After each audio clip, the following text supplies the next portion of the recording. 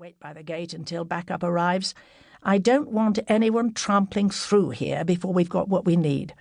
Then get a statement from the people who found him. Righto, sir. And you might put in another call to the yard and find out where the hell the photographer's got to. We're losing the light, and I want every detail of that scene. I'll get onto it straight away." Parkin hurried back to the group, and Penrose waited while he ushered an elderly couple with a cocker-spaniel and two smartly dressed women towards the porch. He looked around, noticing that he was in one of the very oldest parts of the churchyard.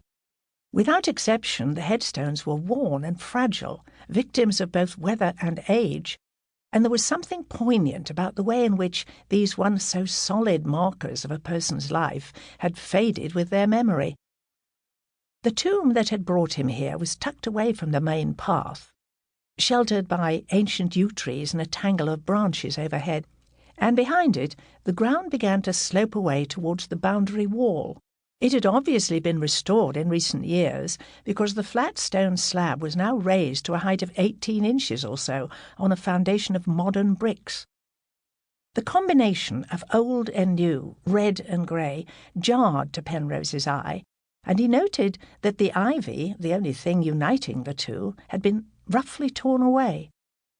The slab, as Parkin had mentioned, now lay at an angle to the foundations, partially revealing the horror within.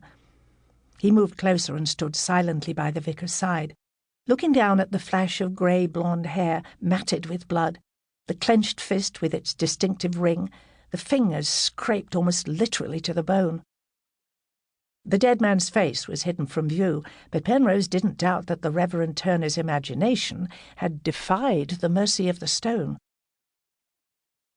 "Who on earth could do this to another human being?" the vicar asked quietly. Penrose had no answer and didn't insult the question by trying to offer one. "I don't suppose I should admit this," Turner continued, "but I've struggled to find God in some of the parishes I've been given. He's never let me down here, though. Not until now." "Did you know Mr. Laxborough well?" "Dr. Laxborough. He was always very particular about that." The vicar moved away from the grave, seemingly glad to pass responsibility for the body to someone more familiar with the violence to which it testified. He met Penrose's eyes for the first time. "It's funny. I was just wondering that myself when you arrived." "And what did you decide?" "I suppose I'd have to say that I didn't really know Stephen at all, even though we'd worked together for years. He was a private man, neither easy to warm to nor to take against. In fact, now I think about it, I can't remember a single conversation in all that time that wasn't in some way connected to our work." "So he'd been here a long time?" "Oh, yes. He was already well established at St John's when I arrived in 32. I gather he settled in Hampstead after the war. The church has an excellent tradition of music going back to Henry Willis, but Stephen was thought to be one of the finest performers we've ever had. He was very well respected." "But not liked," Penrose thought, reading between the lines. "When did you last see him?" "At evensong on Sunday. We just moved the service to its earlier time, like we always do, ready for the winter, and we were supposed to be sitting down afterwards to discuss the music for the forthcoming month. But Stephen had to cancel. He didn't say why."